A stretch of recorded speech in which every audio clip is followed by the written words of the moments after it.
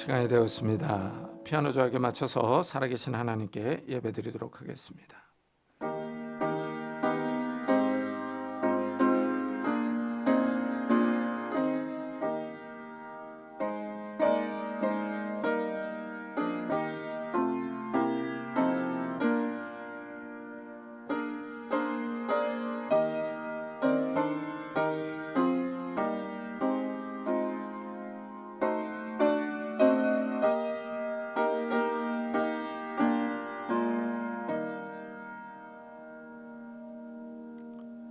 그런즉 너희가 어떻게 행할지를 자세히 주의하여 지혜 없는 자같이 하지 말고 오직 지혜 있는 자같이 하여 세월을 아끼라. 때가 악하니라. 그러므로 어리석은 자가 되지 말고 오직 주의 뜻이 무엇인가 이해하라. 술 취하지 말라. 이는 방탕한 것이니 오직 성령으로 충만함을 받으라. 아멘. 하나님, 정말 저희에게 지혜를 요구하시며 이 시대를 분별할 것을 요구하시는 주님, 우리가 깨어있어 이 시대를 바라보며 지혜롭게 행동할 수 있는 자들이 되게 해주옵소서. 정말 주의 재림이 가까운 이러한 때에 우리가 깨어있어 술 취하지 않고 성령 충만함을 받을 수 있는 자들이 될 수 있도록 은혜를 베풀어 주옵소서. 성령의 인도를 받을 수 있는 믿음의 사람들이 다 될 수 있도록 축복해 주셔서 정말 하나님과 동행하는 그런 성도들이 될 수 있도록 축복해 주옵소서. 이 아침에 예배를 드립니다. 성령 하나님께서 우리 가운데 충만히 임재하셔서 하나님 나라의 평안과 안식과 기쁨들을 허락해 주옵소서. 감사드리며 예수 그리스도의 이름으로 기도드리옵나이다. 아멘. 찬송가 뒤에 있는 교독문 33번을 같이 교독하겠습니다. 교독문 33번 시편 72편입니다. 하나님이여, 주의 판단력을 왕에게 주시고 주의 공의를 왕의 아들에게 주소서.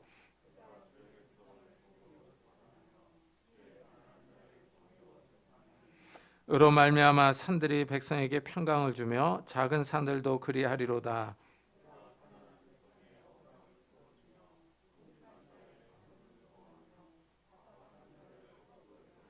그들이 해가 있을 동안에도 주를 두려워하며 달이 있을 동안에도 대대로 그리하리로다.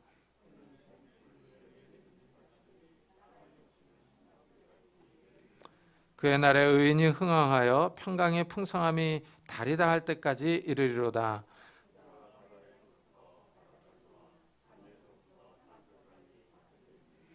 모든 왕이 그의 앞에 부복하며 모든 민족이 다 그를 섬기리로다. 아멘.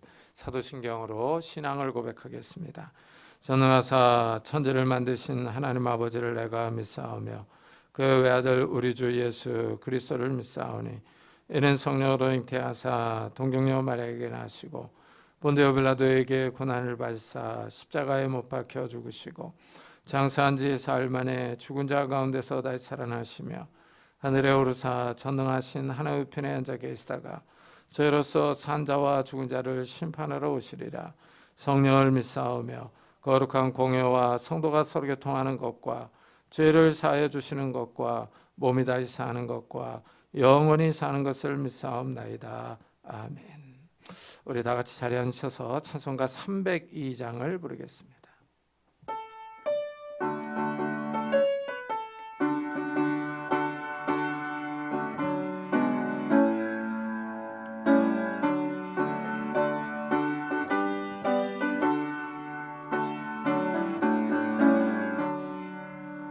내 주 하나님 넓고 큰 은혜는 저 큰 바다보다 깊다. 너고 다주를 끌러 깊은 대로 저 한가운데 가보라. 언덕을 떠나서 장파에 뱉디오 내 주 예수 은혜의 바다로 내 맘과 져가라. 왜 너 인생은 언제나 거기서 저 큰 바다 물결 보고 금인 모르는 깊은 바다 속을 한 번 헤아려 안 보나.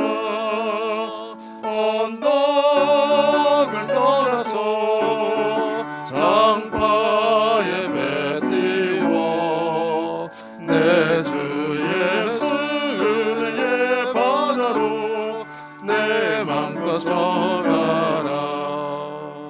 많은 사람이 얕은 물가에서 저 큰 바다 가려다가 살싹거리는 작은 파도 보고 마음 약하여 못 가네.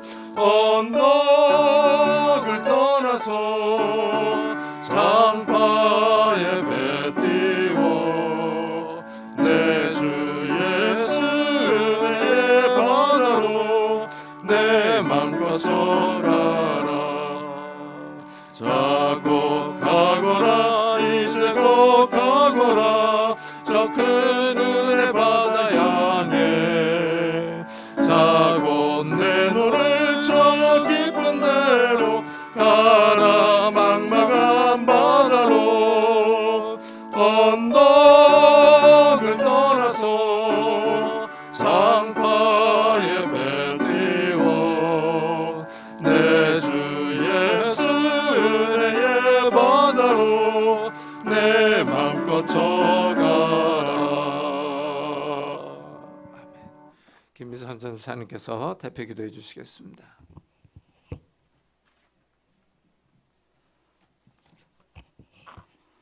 기도하겠습니다. 살아계신 하나님 감사합니다.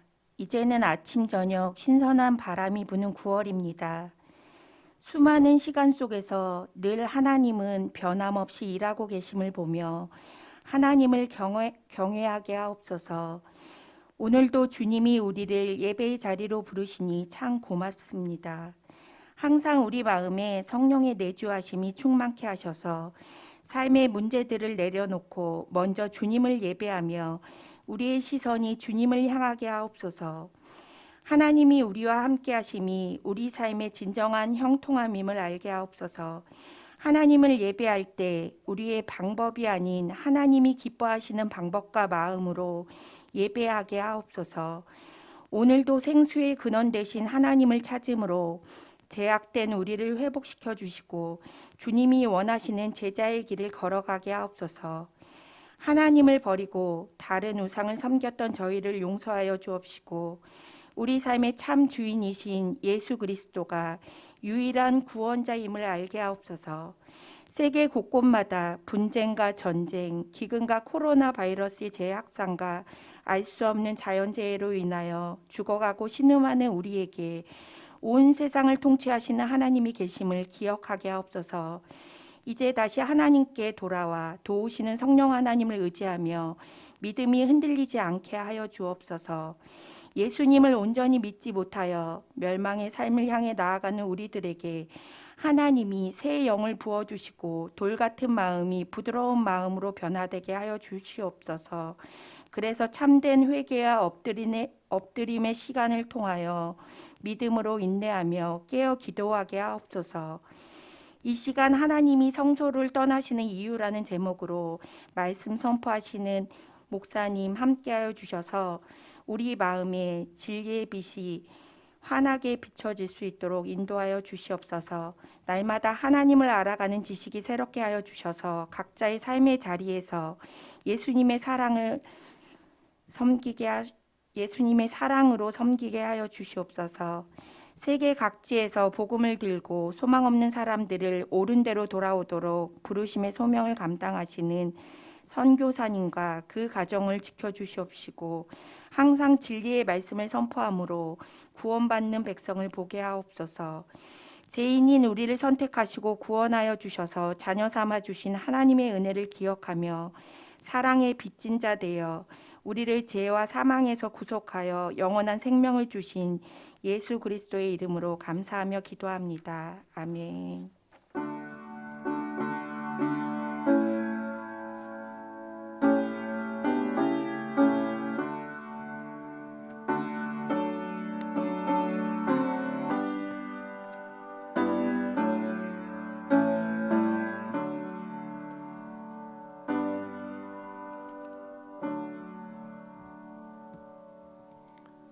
하나님의 말씀은 에스겔서 8장입니다. 에스겔서 8장 1절부터 6절까지 저와 여러분이 한 절씩 교독하겠습니다. 구약성경 1159페이지입니다.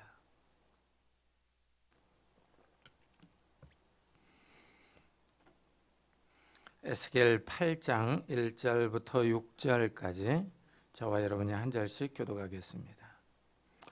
여섯째 해 여섯째 달 초닷새에 나는 집에 앉았고 유다의 장로들은 내 앞에 앉아 있는데 주 여호와의 권능이 거기에서 내게 내리기로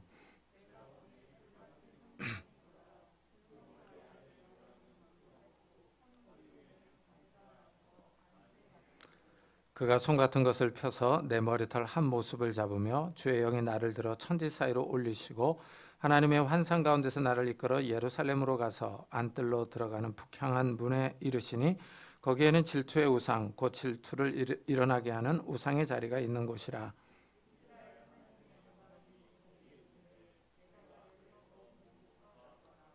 그가 내게 이르시되 인자야 이제 너는 눈을 들어 북쪽을 바라보라 하시기로 내가 눈을 들어 북쪽을 바라보니 제단문 어기 북쪽에 그 질투의 우상이 있더라. 그가 또 내게 이르시되 인자야 이스라엘 족속이 행하는 일을 보느냐 그들이 여기에서 크게 가증한 일을 행하여 나로 내 성소를 멀리 떠나게 하느니라. 너는 다시 다른 큰 가증한 일을 보리라 하시더라. 아멘. 오늘 말씀 6절에서 그들이 여기에서 크게 가증한 일을 행하여 나로 내 성소를 떠나게 하느니라 하십니다. 이스라엘이 가증한 일을 행해서 하나님이 성소를 떠나신다고 하십니다. 하나님이 하나님의 집에 거하셔야 하는데 하나님이 하나님의 집을 떠나십니다. 이 솔로몬이 건축한 예루살렘 성전에서 떠나는 겁니다. 이 말씀은 아주 충격적입니다. 왜냐하면 하나님은 이스라엘이 이집트를 빠져나올 때서부터 함께 하셨습니다. 이스라엘이 광야를 여행할 때 가나안 땅을 정복한 이후 계속 함께 하셨습니다. 그런데 이제 하나님이 성전을 떠나신다고 합니다. 하나님이 이스라엘과 함께하지 않을 것입니다. 하나님이 이스라엘을 버리신다는 의미입니다. 하나님이 떠나시는 이유는 이스라엘이 행한 가증한 일 때문입니다. 여기서 가증한 일은 하나님이 혐오하시는 행위로 하나님이 아주 지긋지긋하게 싫어하는 우상 숭배를 뜻합니다. 유다가 하나님을 섬기지 않고 우상을 섬깁니다. 그것도 예루살렘 성전에서 이런 일을 합니다.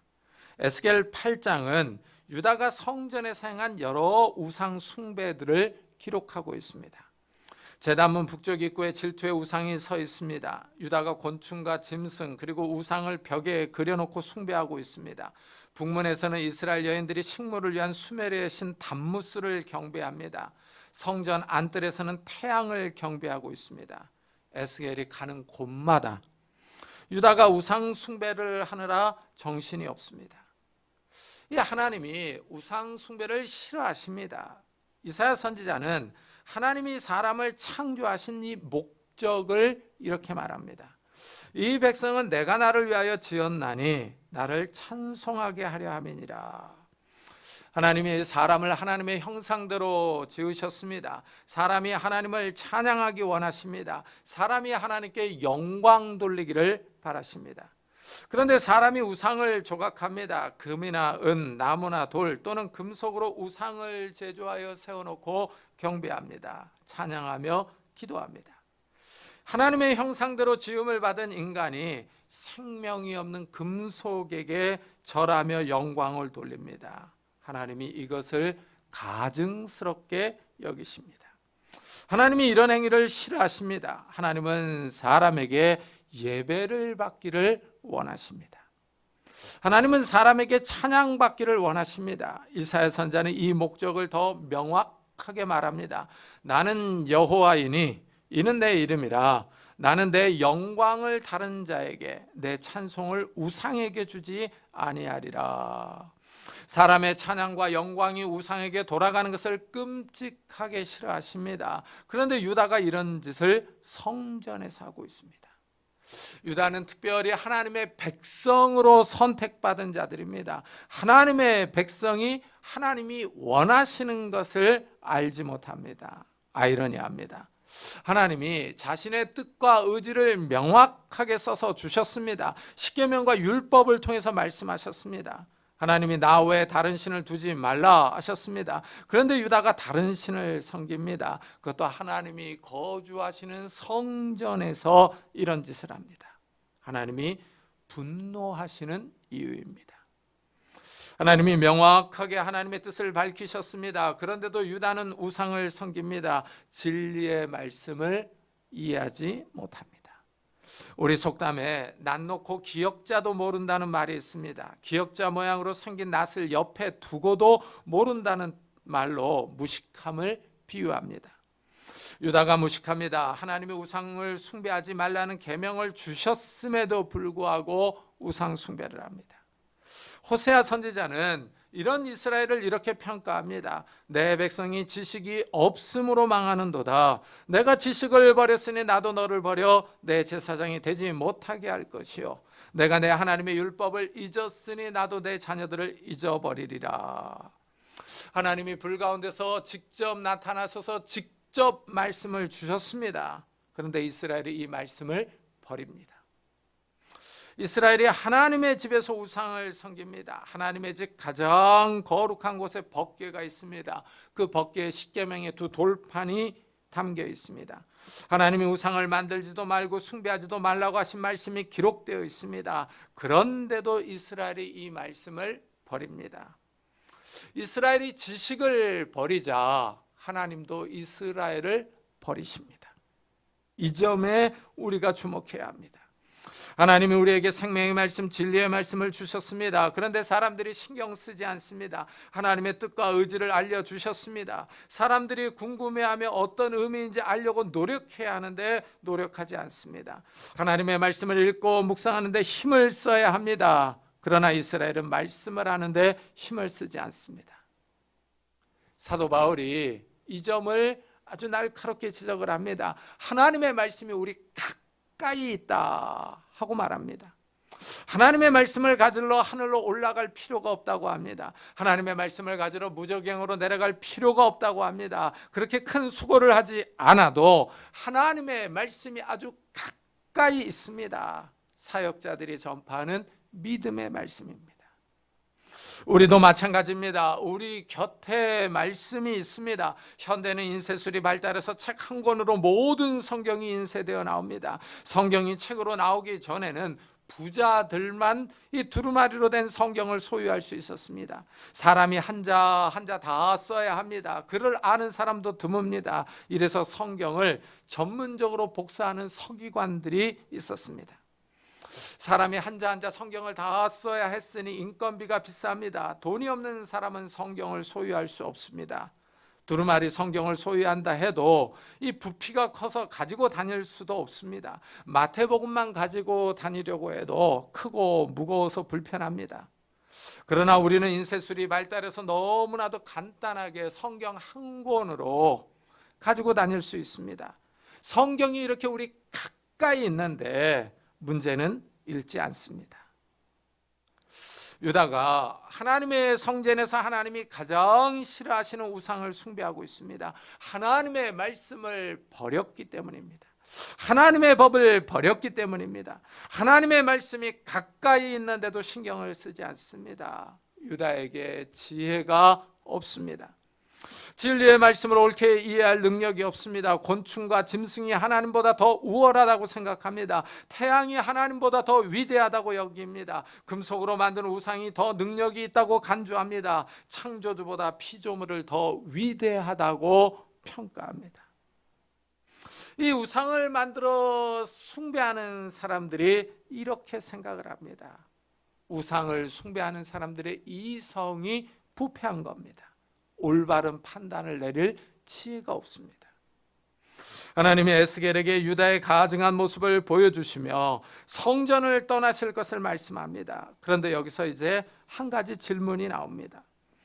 에스겔은 포로로 잡혀가서 바벨론 지역에 살았는데 어떻게 예루살렘 상황을 그렇게 잘 아느냐 하는 겁니다. 이래서 많은 사람들이 에스겔의 증언을 이상하게 생각하며 믿지 않습니다. 에스겔은 예루살렘 성이 망하기 전에 여호야긴 왕 때 포로로 잡혀갔습니다. 성전이 없어서 제사장 직분을 행하지 못했지만 바벨론에서 선지자로 부름을 받았습니다. 에스겔이 잡혀간 지 6년이 되었을 때 하나님의 능력이 임합니다. 에스겔이 먼저 하나님의 형상을 봅니다. 그리고 하나님이 에스겔을 예루살렘으로 데려가서 이 모든 행위를 보게 하십니다. 이때 예루살렘 성전은 아직 망하기 직전이었습니다. 에스겔이 바벨론에 있는데 여호와의 권능이 에스겔에게 임합니다. 여호와의 권능은 문자적으로 여호와의 손입니다. 이 여호와의 손은 하나님의 능력을 표현할 때 자주 사용합니다. 이스라엘이 출애굽을 할 때 하나님이 강한 손과 편 팔로 인도했다고 말씀합니다. 하나님의 능력을 나타냅니다. 하나님의 손이 에스겔에게 임하자 이상한 일이 벌어집니다. 먼저 에스겔이 환상을 봅니다. 내가 보니 불같은 형상이 있더라. 그 허리 아래의 모양은 불 같고 허리 위에는 광채가 나서 단쇠 같은데 합니다. 에스겔이 여호와의 영광을 보고 있습니다. 신기하게 여호와의 형상, 이 여호와의 영광의 형상은 불을 강조합니다. 그래서 에스겔이 불 같은 형상을 봅니다. 불은 다시 그 허리 아래의 모양은 불 같고 이렇게 나타납니다. 여기서 불은 우리가 일상적으로 사용하는 불과 같다고 말합니다. 나무에 붙는 불이나 가스불 같은 모양을 하고 있습니다. 그런데 주목해야 할 표현은 같고라는 전치사입니다. 불과 같이 보이는 것이 꼭 불과 같지는 않습니다. 불과 같이 유사하다는 의미입니다. 그런데 하나님을 설명할 때 이 불이 자주 등장을 합니다. 이게 또 신기합니다. 하나님은 신의 산에서 나타날 때 불과 구름 가운데 나타나셨습니다. 부활하신 예수님의 모습도 불꽃 같은 눈을 가지셨습니다. 오순절날 성령께서 임하실 때도 불과 같이 임하십니다. 하나님을 불로 설명합니다. 불 같은 형상에서 광채가 납니다. 이것을 에스겔 1장에서는 무지개 같다 하고 표현합니다. 비가 그쳤을 때 태양의 반대쪽에서 7색깔의 무지개가 나타납니다. 영롱한 빛이 참 신비롭습니다. 에스겔은 하나님의 영광에서 나오는 빛이 무지개 같다고 말합니다. 일단 에스겔이 본 하나님의 영광의 형상은 이 돌과 나무, 은이나 금으로 만든 우상과는 너무나도 반대됩니다. 우상은 말도 못하고 움직이지도 못합니다. 우상은 사람에게 복을 주거나 해를 끼칠 수 있는 능력이 없습니다. 그러나 하나님은 능력이 있습니다. 하나님이 능력으로 에스겔을 바벨론 지역에서 예루살렘 지역으로 옮기십니다. 마치 영화에서 나오는 순간 이동 같습니다. 손 같은 것이 나타나 에스겔의 머리를 움켜잡아서 예루살렘으로 옮겨 놓습니다. 하나님이 살아서 활동하십니다. 하나님은 사람을 다른 지역으로 옮겨놓을 능력이 있습니다. 하나님의 에스겔에게 예루살렘에서 행해지는 가증한 행동을 보여주십니다. 하나님의 예루살렘을 떠날 것을 말씀하십니다. 하나님은 이렇게 생각을 말씀하시며 자기 의견을 피력하십니다. 이런 점이 우상이나 곤충, 짐승과 큰 대조를 이룹니다. 우상은 생각이 없습니다. 계획이 없고 계획을 실행할 능력도 없습니다. 가만히 있는 것이 특징입니다. 그런데 유다는 하나님이 거하시는 성전에서 우상을 숭배합니다. 곤충이나 짐승의 모양을 그려놓고 경배하고 있습니다. 곤충과 짐승은 사람에게 복을 줄 수도 없고 역사의 진행을 알지도 못합니다. 그런데도 유다는 곤충과 짐승을 섬깁니다. 하나님의 영광이 예루살렘을 떠나실 것입니다. 하나님이 떠나면 예루살렘은 망합니다. 바벨론의 심판을 받아서 성이 불타고 나라가 사라집니다. 하나님이 함께하지 않으면 유다는 생존할 수 없습니다. 이 점에 우리가 주목해야 합니다. 하나님이 없으면 우리 인생에 가치가 없습니다. 순간적으로 잘 나갈 수 있으나 결국은 다 망합니다. 하나님이 없는 삶은 끝이 좋지 않습니다. 이 땅에서 잠시 성공하는 것 같습니다. 높은 지에 있는 것 같고 권력을 휘두르는 것 같습니다. 잠시 부를 누리며 자기 마음대로 사는 것 같습니다. 그러나 결국 파국으로 나아갑니다. 인생이 망합니다. 하나님의 눈에 보이지 않지만 하나님이 그 사람을 심판합니다. 이런 예를 홈리와 비느하스에게서 볼 수 있습니다. 마지막 사사시대 엘리 제사장이 이스라엘을 통치하고 있었습니다. 엘리의 두 아들 홈리와 비느하스가 제사장으로 높은 자리에서 권력을 휘두릅니다. 그러나 이들이 하는 짓들은 하나님을 무시합니다. 엘리의 아들들은 행실이 나빠 여호와를 알지 못하더라 하고 평가합니다. 근데 재밌는 사실은 유대인 성경은 요걸 갖다가 엘리의 아들들은 깡패, 불량배라고 번역을 합니다. 어려서부터 제사장이 해야 할 일이 무엇인지를 배웠습니다. 그러나 이들은 여호와를 알지 못해서 행동하는 것들이 깡패 같습니다. 알지 못했다라는 것은 여호와를 경험한 지식이 없다는 의미입니다. 개인적으로 하나님을 만난 적이 없습니다. 제사장이 영적 경험이 없습니다. 하나님을 알지 못합니다. 이래서 제사장의 권력만 휘두릅니다. 제사장의 이권만 챙기느라 정신이 없습니다. 백성이 와서 희생 제물을 드리면 제사장이 받을 수 있는 부위는 따로 있습니다. 소나 양의 어깨나 볼, 위를 받습니다. 그런데 이들은 제사 드리는 사람이 고기를 삶을 때 이 갈고리를 가지고 와서 이 찔러 넣어 가지고 아무 부위나 걸리는 대로 가져갑니다. 하나님께 먼저 기름을 태워 드리고 제사장이 몫을 챙길 수 있습니다. 그러나 하나님께 기름을 태워 드리기도 전에 먼저 자기 몫을 챙겨갑니다. 홈리와 비나스의 행동이 오만불손합니다. 하나님께 드리는 예배를 무시합니다. 하나님을 업신여깁니다. 더 나아가 이들은 성전에서 수종드는 여인들과 성관계를 갖습니다. 하나님 앞에서 거룩하게 살기보다는 쾌락을 추구합니다. 이들의 행위가 아버지 엘리 제사장의 귀에 들어갑니다.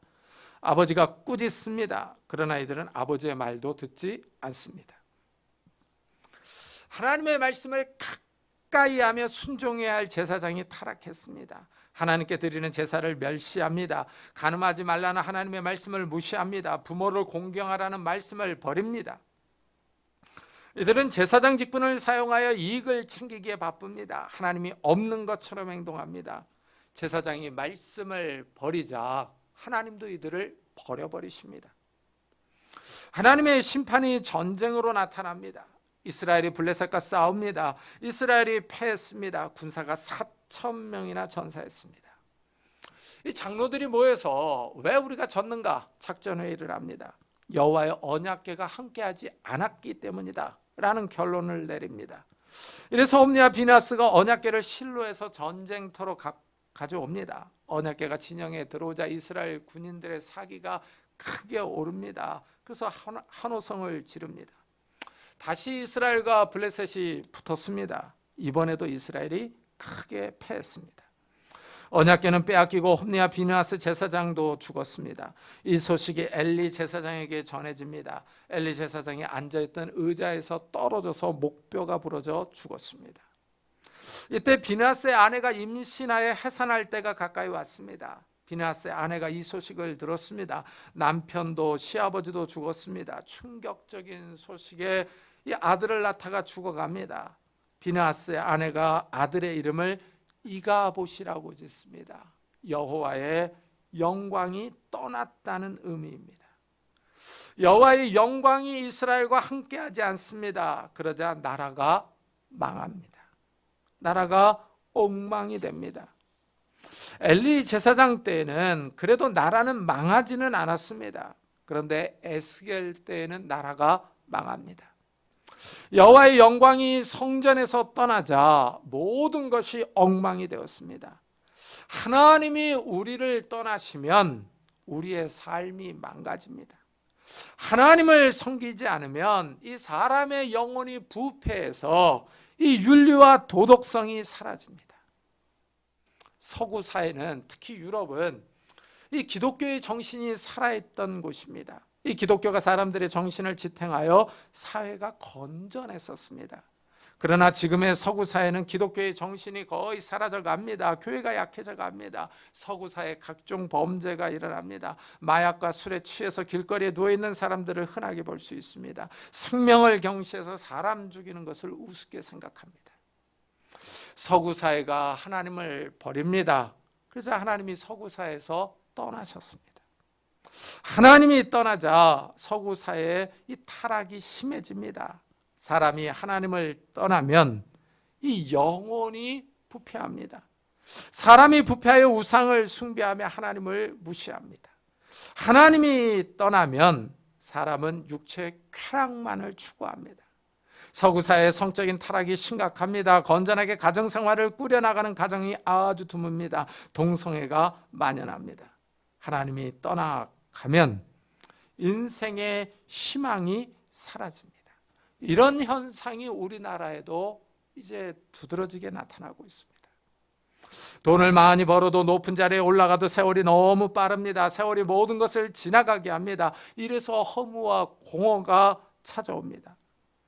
하나님을 섬기면 이런 허무와 공허를 이기는데 하나님이 떠나면 소망이 없습니다.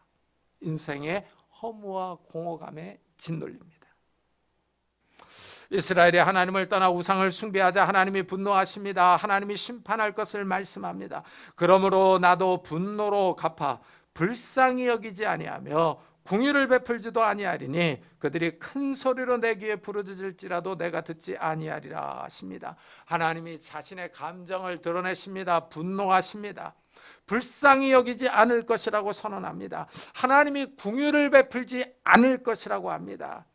하나님이 예루살렘을 불쌍히 여겨야 살 수 있습니다. 하나님이 궁일이 여겨야 바벨론의 침입으로부터 유다의 멸망을 막아주십니다. 그러나 하나님이 이제는 더 이상 참지 않으십니다.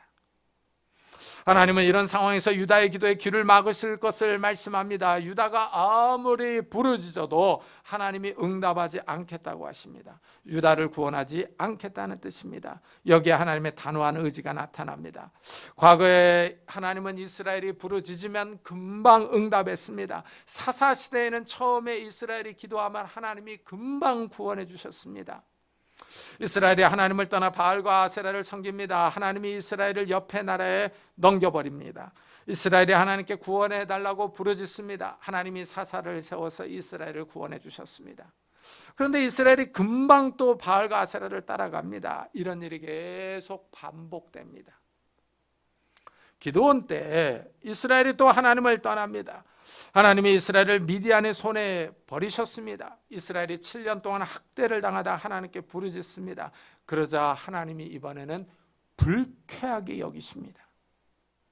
이전에는 하나님이 아무 말씀도 하지 않고 이스라엘이 부르짖으면 사사를 세워서 구원해 주셨습니다. 그런데 이스라엘이 이번에는 부르짖자 하나님이 불쾌하게 여기십니다. 하나님이 선지자를 보내셔서 이스라엘이 내 목소리를 청정하지 않았다고 신랄하게 비판하며 야단칩니다. 하나님과 이스라엘 사이가 점점 틀어집니다. 이스라엘이 하나님을 떠나 다른 신을 따라갑니다. 하나님과 이스라엘의 관계가 악화됩니다. 그래도 하나님이 이스라엘을 궁일이 여기셔서 기드온을 세워서 구원해 주셨습니다. 입다 때는 하나님이 더 심하게 반응합니다. 이스라엘이 또 하나님을 떠나 옆 나라의 신들을 섬깁니다. 하나님이 진노하셔서 이스라엘을 암몬과 블레셋의 손에 파십니다. 이스라엘이 하나님께 부르짖습니다. 그러자 하나님이 이스라엘을 도와주시는 것이 아니라 이번에는 이스라엘을 조롱합니다. 하나님이 냉소적으로 대하십니다. 하나님이 과거에 이스라엘을 구원하신 사건들을 언급하면서 이번에는 구원하지 않겠다고 하십니다. 너희들이 섬기는 다른 신들에게 가서 구원해달라고 요청하라고 하십니다. 하나님이 이스라엘의 기회주의적인 태도에 염증을 느낀 겁니다. 매번 이스라엘이 하나님을 이용하고 버린 것에 대한 반응입니다. 하나님도 이제 더 이상 당하지 않겠다는 태도입니다. 하나님이 이스라엘을 구원하지 않겠다고 하자 이스라엘이 금식하면서 부르짖습니다. 이방 신들을 제거하고 하나님께 도움을 간청합니다. 이스라엘이 회개하자 하나님이 근심하십니다. 하나님이 이스라엘이 고통당하는 것을 보고 견디지 못하는 겁니다. 하나님은 이스라엘의 이런 회개도 일시적이며 오래가지 못할 것을 알고 계십니다. 하나님이 이스라엘을 구원해 주셔도 또 배반할 것을 알고 계십니다. 이래서 하나님이 근심하십니다. 결국 하나님이 입다를 세워서 이스라엘을 구원해 주십니다. 하나님이 이스라엘을 불쌍히 여기시고 궁유를 베푸십니다. 그런데 이제는 이 에스겔을 통해서 더 이상 이스라엘을 불쌍히 여기지 않고 궁유를 베풀지 않겠다 하고 선언합니다. 하나님의 인내에 한계가 온 겁니다. 하나님의 분노는 기도에 응답하지 않는 것으로 나타납니다. 하나님이 이스라엘의 기도를 듣지 않으십니다. 유다를 구원해달라는 기도에 하나님이 침묵하십니다. 실제 하나님은 유다의 마지막 선지자인 예레미야에게 이 민족을 위하여 기도하지 말라 하십니다. 여호와께서 또 내게 이르시되 너는 이 백성을 위하여 복을 구하지 말라. 그들이 금식할지라도 내가 그 부르짖음을 듣지 아니하겠고 번제와 소제를 드릴지라도 내가 그것을 받지 아니할 뿐 아니라 칼과 기근과 전염병으로 내가 그들을 멸하리라. 하나님이 예레미야에게 복을 구하지 말라 하십니다. 유다의 멸망이 올 겁니다. 저주와 재앙이 결정되었습니다. 더 이상 기도하지 말고 제사를 드리지도 말라고 합니다. 죄가 하나님과 유다 사이를 가로막고 있습니다. 이것이 현대에도 그대로 적용이 됩니다. 죄가 있으면 하나님이 우리의 기도를 듣지 않으십니다. 죄가 하나님과 우리 사이를 갈라놓습니다. 하나님이 우리 기도에 응답하지 않습니다. 이래서 기도하기 전에 먼저 자신의 삶을 돌아보며 회개하고 깨끗한 마음으로 기도해야 합니다. 하나님과의 막힌 담을 그 예수 그리스도의 보혈로서 씻어내 달라고 기도해야 합니다. 유다가 죄를 범하자 하나님이 성소를 떠나십니다. 이것이 우리에게도 그대로 적용됩니다. 신약 시대의 성도들은 예수 그리스도를 믿으면 성령께서 임하십니다. 성도들은 성령의 전이 됩니다. 성령 하나님이 머무시는 거룩한 성전입니다. 그러나 성도들이 죄를 지으면 거룩한 영이 떠나십니다. 이런 모습을 다윗의 기도에서 알 수 있습니다. 다윗이 밧세바와 간음하고 이 밧세바의 남편 우리아를 죽였습니다. 나단 선지자가 와서 책망하자 다윗이 회개합니다. 처절하게 자신의 죄를 고백하며 용서해달라고 합니다. 다윗이 이렇게 기도합니다. 하나님이여, 내 속에 정한 마음을 창조하시고 내 안에 정직한 영을 새롭게 하소서. 나를 주 앞에서 쫓아내지 마시며 주의 성령을 내게서 거두지 마소서 하고 기도합니다. 다윗은 하나님께 자신을 쫓아내지 말라고 간구합니다. 다윗은 하나님 앞에서 쫓겨나면 망한다는 사실을 알고 있습니다. 하나님께 버림을 받으면 생명이 없습니다. 사망입니다. 이래서 다윗은 성령을 거두지 말라고 기도합니다. 거룩한 영이 자신 안에 계속 머물게 해달라고 요청합니다. 성령 하나님과 함께하기를 원하는 겁니다. 다윗은 성령께서 떠나실 것을 두려워합니다. 자신의 죄로 인하여 성령께서 탄식하며 근심하신다는 사실을 알고 있습니다. 이래서 죄를 철저하게 고백하며 인정합니다. 죄를 씻어달라고 간청합니다. 하나님 앞에서 쫓겨나지 않으려고 몸부림치고 있습니다. 성령 하나님께서 떠나가시면 망한다는 것을 깊이 인식하고 있습니다. 이래서 사도 바울은 우리에게 성령을 소멸하지 말라 하고 명령합니다. 이 명령은 마치 불을 끄듯이 성령을 끄지 말라는 의미입니다. 성령을 불로 비유합니다. 우리 안에 계신 성령을 소멸하는 것은 우리가 죄를 지을 때입니다. 죄를 짓고 세상을 사랑하며 세상을 따라가면 성령이 떠나십니다. 우리가 새 속에 물들면 거룩한 영께서 탄식하십니다. 바울은 다시 이런 명령을 내립니다. 술 취하지 말라. 이는 방탕한 것이니 오직 성령으로 충만함을 받으라. 술에 취해서 술이 우리를 지배하지 못하도록 하라고 합니다.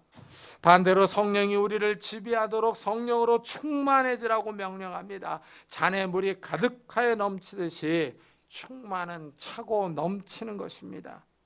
우리가 성령으로 충만할 때 하나님이 우리와 동행하십니다. 하나님이 함께할 때 우리 삶에 활력이 넘칩니다. 하나님으로부터 생명과 은혜와 복이 임합니다. 하나님이 함께하실 때 하나님이 우리에게 지혜와 능력과 복과 건강을 주십니다. 하나님이 우리의 기도에 응답하십니다. 악한 마귀와 세상은 끊임없이 우리를 유혹하여 하나님으로부터 우리를 멀리 떠나게 만들고 있습니다. 하지만 이런 유혹과 시험을 이기고 정말 우리는 성령 하나님과 동행해야 합니다. 사도 바울이 오직 성령으로 충만함을 받으라 라고 우리에게 명령합니다. 정말 술 취하지 않고 세상을 사랑하지 않고 이 쾌락을 따라가지 않고 성령으로 충만한 성도님들이 되시기를 예수 그리스도의 이름으로 축복합니다. 우리 한번 들은 말씀을 생각하면서 기도합시다. 이 악한 세상에서 우리가 세상을 따라가는 것이 아니라 세상을 따라가면 망한다는 것을 기억하면서 우리가 성령의 충만함을 사모하며 거룩한 영으로 살게 해달라고, 우리를 붙잡아 달라고, 우리의 가족 식구들을 붙잡아 달라고 우리 한번 같이 기도하도록 하겠습니다. 하나님 아버지 감사를 드립니다. 오늘도 거룩한 주일에 저희들의 발걸음을 주의 전으로 인도하셨습니다. 하나님, 우리가 정말 세상을 사랑하지 않기를 원합니다. 세상을 따라가지 않기를 원합니다. 쾌락을 추구하며 하나님 아버지 죄악의 낙을 즐기지 않기를 원합니다. 하나님, 우리를 붙잡아 주옵소서. 우리가 깨어있기를 원하며 기도하기를 원합니다. 하나님 아버지, 우리에게 성령의 충만함을 더하여 주옵소서. 하나님 아버지, 하나님께서 싫어하시는 악한 행동들을 버려버리며 성령의 충만함을 받아 살아갈 수 있는 자들이 되게 하여 주옵소서. 우리가 하나님과 동행할 수 있는 자들이 되게 하여 주옵소서. 성령이 떠나가시면 우리가 망한다는 것을 기억하면서 우리가 성령과 동행하며 하나님과 동행하는 삶을 살아갈 수 있는 자들이 되게 하여 주옵소서. 우리가 거룩한 성령의 전이라고 하는 것을 기억하면서 우리의 눈과 손과 발이 악한 것을 보고 음란한 것을 생각하지 않고 하나님 아버지 악한 장소로 가지 않도록 하나님 우리를 붙잡아 주옵소서. 우리가 깨어있기를 원합니다. 기도하기를 원합니다. 하나님, 우리의 삶을 붙잡아 주시고 은혜를 더하여 주옵소서. 그래서 이 악한 세상에서 우리가 승리할 수 있는 자들이 되게 하여 주시고 하나님을 따라 살아갈 수 있는 자들이 될 수 있도록 은혜를 더하여 주옵소서. 하나님, 우리의 가족 식구들을 주님께서 기억해 주시기를 원합니다. 아직 믿음이 약한 우리의 형제 자매들, 아직도 거듭나지 않은 우리의 가족 식구들을 주님께서 기억하여 주셔서 말씀을 사모하게 하여 주시고 말씀을 따라가게 하여 주시고 말씀을 버리지 않도록 하나님 은혜를 다하여 주시기를 원합니다. 네, 하나님 아버지, 우리의 삶이 하나님의 은혜 가운데 있게 하여 주시고 하나님의 능력 가운데 있게 하여 주시며 성령을 따라 살아갈 수 있는 그런 성도들이 될 수 있도록 은혜를 다하여 주시옵소서. 은혜를 다하여 주옵소서. 우리의 삶을 주님께서 붙잡아 주시고 은총을 베풀어 주시옵소서. 우리 이 시간에는 교회를 위해서 기도합시다. 정말 이 교회가 깨어있어서 생명의 말씀을 바로 증거하게 해달라고, 그리고 우리가 영과 진리 안에서 예배를 드리게 해달라고, 이 교회에 속한 모든 성도들의 가정들을 축복해 달라고 같이 기도하겠습니다. 하나님 아버지, 감사를 드립니다. 이곳에 귀한 교회를 세우시고 이때까지 인도해 주심을 감사합니다. 하나님 아버지, 이 교회가 깨어있기를 원합니다. 생명의 말씀을 바로 선포하기를 원합니다. 하나님 아버지, 이 교회가 바로 서서 하나님의 말씀을 바로 증거할 수 있도록 은혜를 더하여 주시고 하나님 아버지, 이 교회가 영과 진리 안에서 예배드리게 하여 주옵소서. 영과 진리 안에서 예배드릴 수 있도록 은혜를 다하여 주시기를 원합니다. 깨어있기를 원합니다. 기도하기를 원합니다. 이 교회를 붙잡아 주옵소서. 성령 하나님께서 역사하시는 귀한 교회가 될 수 있도록 주여 축복해 주시고 은혜를 다하여 주시옵소서. 이 교회에 속한 모든 성도들의 가정들을 축복해 주시고 은혜를 다하여 주시기를 원합니다. 믿음에 바로 서게 하여 주옵소서. 시험에 들지 않게 하여 주시고 하나님 아버지, 깨어있어 기도하며 주님을 의지하게 하여 주시고 아프지 않게 하여 주시고 하나님 아버지, 또한 특히 경제적인 어려움을 당하지 않도록 은혜를 다하여 주시기를 원합니다. 이 어려운 때 하나님과 동행하며 하나님의 말씀을 기억하며 하나님과 함께 할 수 있는 귀한 우리 성도들이 될 수 있도록 주여 축복해 주시옵소서. 은혜를 다하여 주시옵소서. 하나님, 이 교회를 축복하여 주시고 성도들의 가정들을 주님께서 축복하시고 은혜를 다하여 주시옵소서. 은혜를 다하여 주시옵소서. 주여,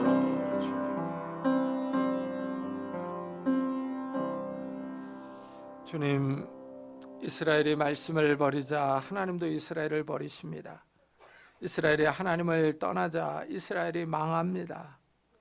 이스라엘이 우상 숭배를 하자 정말 그들이 삶이 파괴되며 소망이 없어지는 것을 보게 됩니다.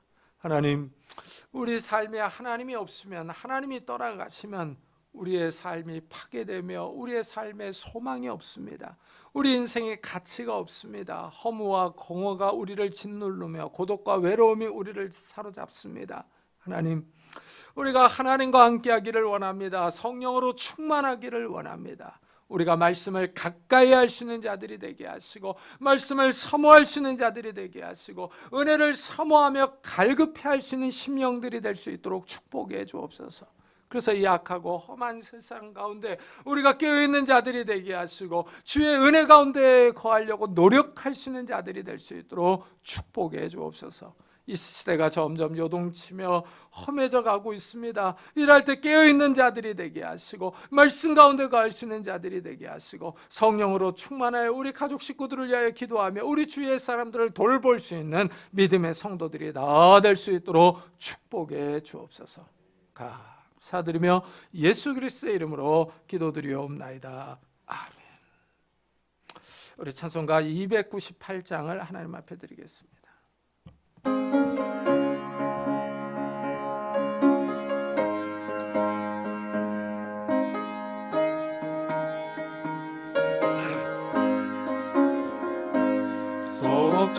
속죄하신 구세주 내가 찬송하리라. 내게 자유 주시려고 주가 고난당했네. 그 신사랑 찬양하리. 나의 죄 사려고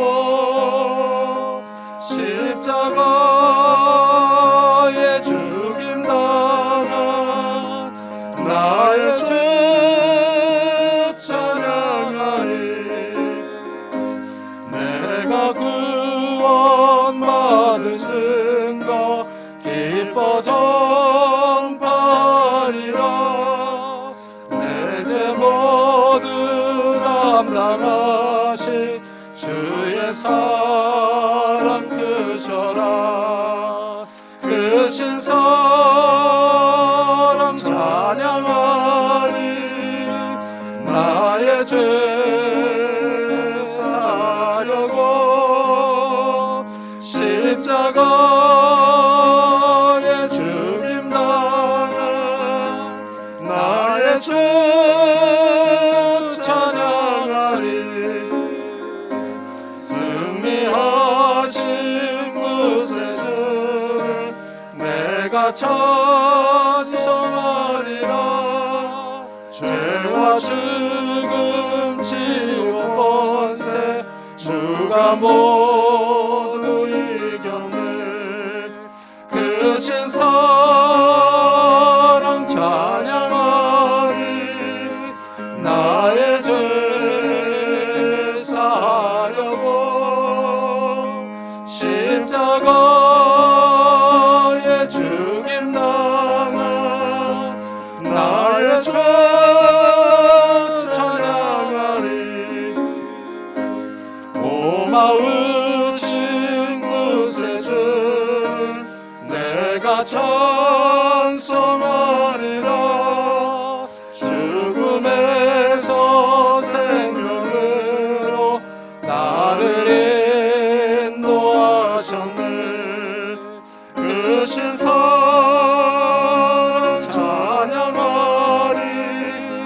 나의 죄 사려고 십자가에 죽임당한 나의 죄 찬양하리. 하나님 감사합니다. 오늘도 거룩한 주일을 맞아 저희들이 11조로 감사헌금으로 주일헌금으로 하나님께 귀한 예물을 드립니다. 하나님께서 우리를 구원하신 은혜에 감사하는 마음으로 이 예물을 드립니다. 하나님이 이 예물을 받아주시고 우리의 삶에 찾아오셔서 복을 허락해 주옵소서.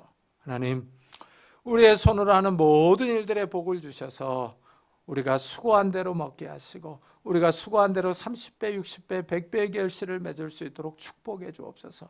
하나님, 우리에게 건강과 지혜와 능력과 복을 허락해 주셔서 우리가 이 땅에서 사는 동안에 물질로 인하여 어려움을 겪지 않게 하시고 물질로 인하여 다른 사람에게 꿇어가지 않도록 복을 허락해 주옵소서. 우리가 다른 사람을 꾸어주며 도와주며 선교할 수 있는 넉넉한 삶을 살아갈 수 있도록 복을 허락해 주옵소서. 또한 하나님, 우리의 가정들이 평안하기를 원합니다. 부부 사이가 부모와 자녀 사이가 화목하기를 원합니다. 이 어려운 때에 서로 짜증내지 않고 신경질 내지 않고 서로 위로하며 격려하게 하여 주시고 남을 긁는 말들을 하지 않도록 우리에게 절제할 수 있는 힘들을 허락해 주옵소서. 그래서 하나님, 우리의 가정들이 작은 천국이 되게 하시고 서로 사랑할 수 있는 가정들이 될 수 있도록 복을 허락해 주옵소서. 연로하신 부모님들에게 건강을 주시고 믿음을 더하여 주시고 우리의 자녀들을 축복하여 주시기를 원합니다. 하나님, 들어와도 복을 받고 나가도 복을 받는 자녀들이 되게 하시고 하나님과 사람에게 칭찬을 듣는 자들이 되게 해 주옵소서. 결혼 정년기에 있는 우리 자녀들에게 좋은 배우자들을 허락해 주셔서 아름다운 가정들을 이루게 해 주시고 취업을 준비하는 우리 자녀들에게 하나님께서 예비하신 곳으로 인도해 주옵소서. 대학 입시를 준비하는 우리 자녀들에게 건강과 지혜와 인내를 더하여 주셔서 정말 그들이 바라는 곳으로 나아갈 수 있도록 축복해 주시며 새 생명을 위해서 기도하는 가정들마다 하나님께서 복을 허락해 주셔서 하나님이 주시는 새 생명이 있도록 축복해 주옵소서. 우리의 삶이 하나님 앞에 있습니다. 하나님 앞에 복을 받기를 원합니다. 성령 하나님 우리 가운데 충만히 찾아오셔서 우리의 삶에 생기와 활력이 넘칠 수 있도록 축복해 주옵소서.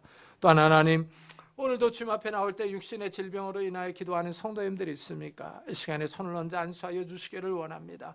예수 그리스도의 이름으로 명하노니 더러운 질병들아 다 떠날지어다. 예수 그리스도의 이름으로 명하노니 더러운 귀신들아 떠날지어다. 강건할지어다. 하나님께서 강건한 육신을 허락해 주셔서 힘있게 뛰며 일할 수 있도록 축복해 주시고 우리의 정신도 강건할 수 있도록 축복해 주옵소서. 우리를 괴롭히는 모든 조울증과 우울증들, 염려와 걱정과 근심과 두려움들, 외로움과 고독들 다 떠나갈 수 있도록 축복하여 주셔서 하나님이 주시는 기쁨과 담대함과 은혜와 평안이 우리의 삶에 넘쳐날 수 있도록 축복해 주옵소서. 그래서 하나님, 이 어려움들을 이기며 승리할 수 있는 자들이 되게 하여 주시고 우리 주위에 힘들고 어려워하는 사람들을 끌어주며 도와줄 수 있는 그런 믿음의 가정들이 다 될 수 있도록 축복해 주옵소서. 하나님, 오늘도 복음 사역을 위해 수고하는 선교사들을 축복하셔서 아프지 않고 인종차별 당하지 않고 경제적인 어려움을 당하지 않고 그들이 증거하는 복음을 통해서 많은 생명들이 주님 앞에 돌아오는 놀라운 역사들이 일어날 수 있도록 축복해 주옵소서. 하나님, 우리가 예배를 드리고 또 예배당을 나섭니다. 세상에서 우리가 활동할 때 우리를 홀로 버려두지 마시고 우리와 함께 동행하여 주셔서 우리가 외롭고 힘들 때 힘을 주시고 낙심되며 자포자기하려고 하는 마음이 들 때 우리가 독수리와 같이 새 힘을 허락해 주셔서 정말 독수리가 날개치며 올라간 같이 우리가 다시 인생을 살아갈 수 있도록 축복해 주옵소서. 어려울 때 기도할 수 있는 성도들이 될 수 있도록 축복해 주옵소서. 감사드리며 예수 그리스도의 이름으로 기도드리옵나이다.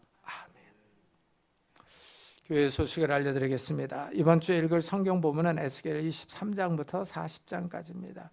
그리고 이번 주 화요일에 서울 동시차례가 있는데 저는 거기에 다녀옵니다.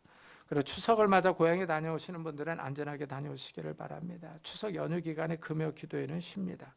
제가 하는 교리교육 그 3일체를 유튜브에 올려놓았습니다. 그리고 박정대 선교사님의 선교 편지를 붙여놨습니다. 읽어보시고 기도해 주시기 바랍니다. 우리 다 같이 자리에서 일어나셔서 살아계신 주 부르고 예배 마치도록 하겠습니다.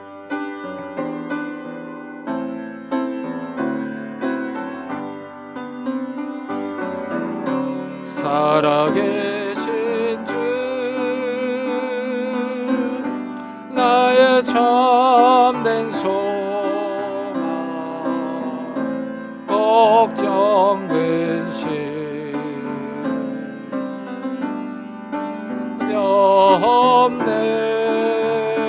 없네 사랑의 주의 갈 길 인도하니 내 모든 삶의 기쁨 늘 충만하네.